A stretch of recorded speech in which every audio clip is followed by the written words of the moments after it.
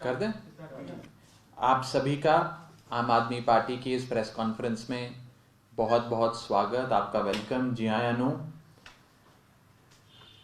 परसों यानी कि 13 जनवरी 2022 13 जनवरी 2022 को आम आदमी पार्टी ने प्रेस कॉन्फ्रेंस करके आप सबके सामने एक बहुत बड़ी बात कही थी और कहा था कि हमें सूत्रों के हवालों से ये खबर मिल रही है कि इलेक्शन कमीशन ऑफ इंडिया अपने डिफाइंड रूल्स और कानूनों में संशोधन करके, बदलाव करके एक नए ग्रुप को पॉलिटिकल पार्टी में रजिस्टर करवाना चाह रहा है और सारे कानूनों को, सारे रूल्स को ताक पे रख के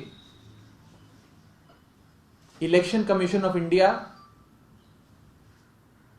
हर सूरत में इस ग्रुप को, इस मोर्चे को एक पॉलिटिकल पार्टी के तौर पे रजिस्टर करके इन्हें इलेक्शन सिंबल अलॉट करना चाहता है। हमने कहा था कि दो बड़े बदलाव चुनाव आयोग करने जा रहा है। पहला कि बीच चुनाव में आचार संहिता लगने के बाद, यानी कि मॉडल कोड ऑफ कंडक्ट की अनाउंसमेंट होने के बाद, इलेक्शंस की अनाउंसमेंट होने के बाद, यानी कि चोण जाब्ता लगने के बाद बीच चुनाव में इस पॉलिटिकल पार्टी को रजिस्टर किया जा रहा है। और इलेक्शन कमीशन का डिफाइंड कानून है कि किसी भी पॉलिटिकल पार्टी को रजिस्टर करने से पहले 30 दिन का, 30 डेज का नोटिस पीरियड देना होता है, कानून में लिखा है। यानी कि अगर मैं 1 जनवरी को अपनी एप्लीकेशन दाखिल करता हूं तो 1 जनवरी से लेकर 30 जनवरी तक, 31 जनवरी तक 30 दिन की समय सीमा होती है जिसमें लोगों से ऑब्जेक्शंस इनवाइट किए जाते हैं, एक नोटिस पीरियड दिया जाता है। इलेक्शन कमीशन इस नोटिस पीरियड को 30 से घटाकर 7 दिन करने जा रहा है। यह हमने आपको कहा था कि हमें ऐसा अंदेशा है, हमें डर लग रहा है, हमें सूचना मिल रही है, सूत्र बता रहे हैं कि ऐसा होने जा रहा है। और आम आदमी पार्टी की भविष्यवाणी, आम आदमी पार्टी का अंदेशा, आम आदमी पार्टी का शक यकीन में बदल गया। 14 जनवरी 2022 को यह मैं सर्कुलर आपके सामने लाया हूं। ये इलेक्शन कमीशन का सर्कुलर कंप्रेस नोट है जिसमें इलेक्शन कमीशन ऑफ इंडिया ने 14 जनवरी 2022 यानी कि कल ये सर्कुलर जारी कर कहा है कि हम एक पॉलिटिकल पार्टी को रजिस्टर करने के लिए जो 30 दिन की समय सीमा होती है उसे कम करके 7 दिन कर रहे हैं। इन्होंने कारण दिया है कि महामारी है, कोविड है, तो पॉलिटिकल पार्टी अपनी रजिस्ट्रेशन फॉर्म दाखिल करने में, फॉर्मेलिटीज पूरे करने में उन्हें कुछ प्रॉब्लम्स आ रही थी, दिक्कतें आ रही थी, अड़चन आ रही थी।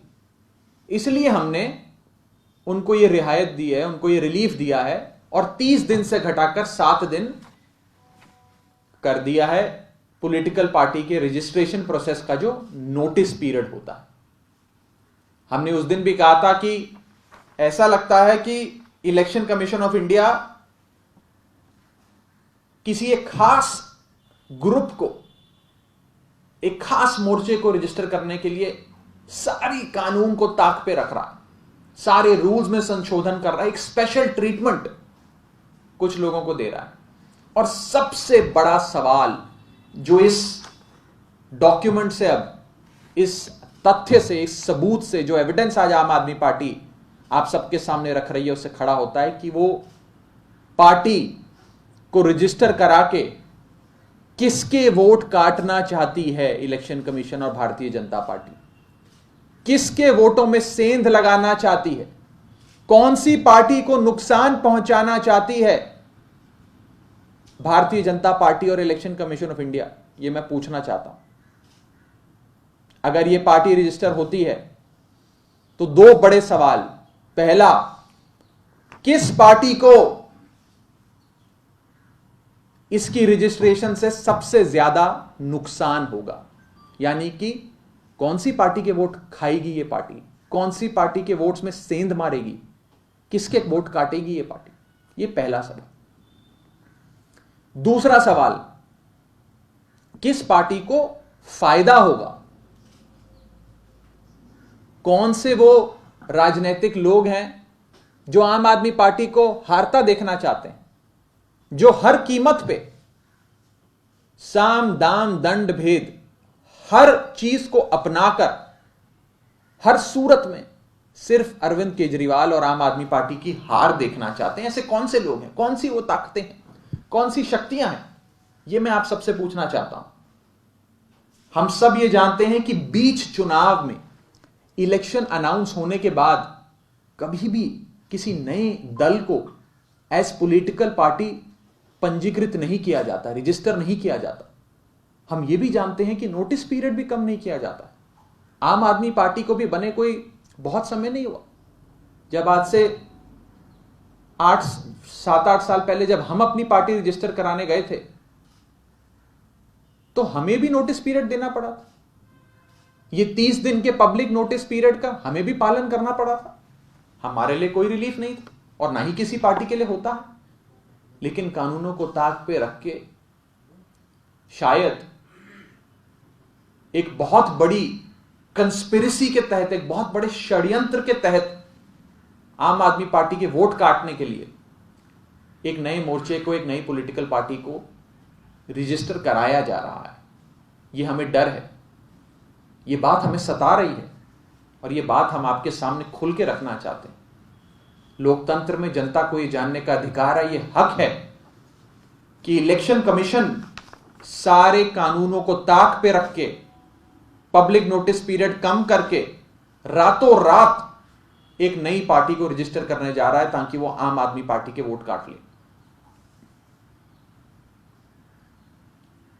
ऐसे लगता है कि पूरा इलेक्शन कमीशन सारे काम छोड़कर सिर्फ इस नए ग्रुप को, इस नए मोर्चे को रजिस्टर करने में लगा है। आम आदमी पार्टी बहुत सम्मान से पंजाब के लोगों को, देश के लोगों को यह कहना चाहती है कि ये चीजें हम आपके सामने रख रहे हैं और ये दूसरी पार्टी वाले जिन्हें डर लगता है अरविंद केजरीवाल की साफ राजनीति से, अरविंद केजरीवाल जी की ईमानदारी से, जो कांपते हैं केजरीवाल मॉडल ऑफ गवर्नेंस को देखकर, वो लोग कभी नहीं चाहेंगे कि आम आदमी पार्टी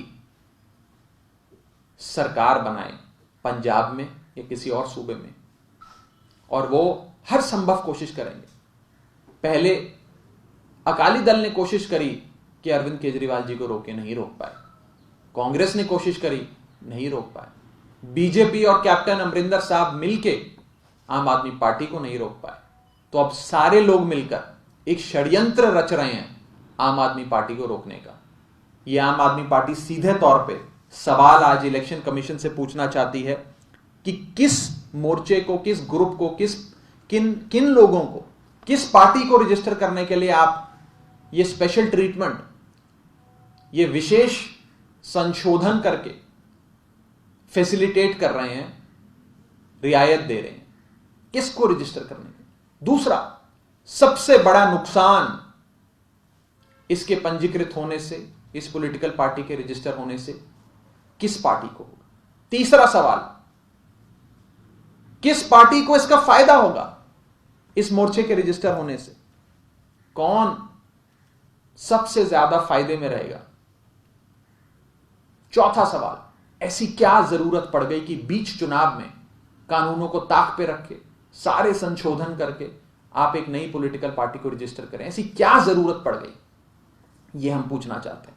और हमारा पांचवा सवाल, क्या आज यह नहीं पूछा जाए कि कौन कौन लोग हैं जो इस षड्यंत्र में हिस्सेदार हैं, जो हर कीमत पे आम आदमी पार्टी को रोकना चाहते हैं? ये 5 सटीक सीधे सवाल आम आदमी पार्टी के। मैं चाहूंगा कि इलेक्शन कमीशन ऑफ इंडिया भी और भारतीय जनता पार्टी भी इन सारे सवालों के जवाब हमें दे।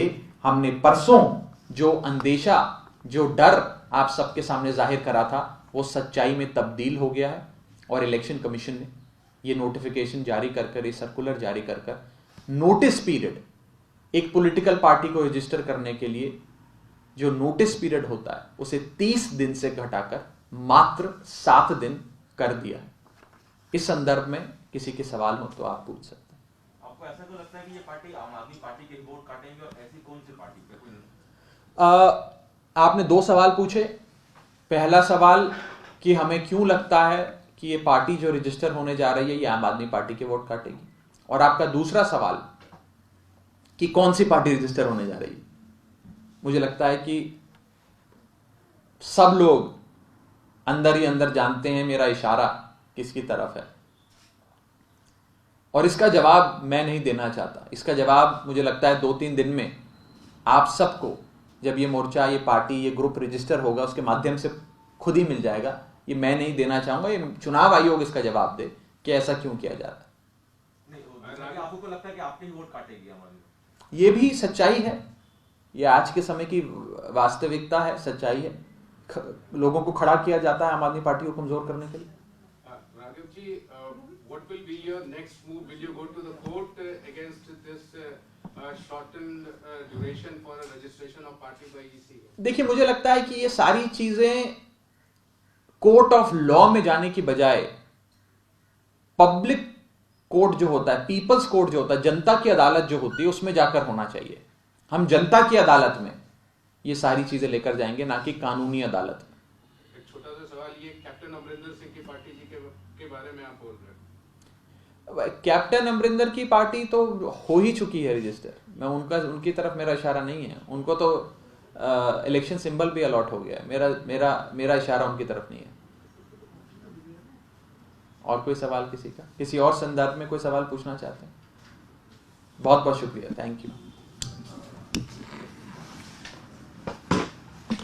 आप समझे नहीं मेरा इशारा? आप बोल देते तो थोड़ा अच्छा हो जाता।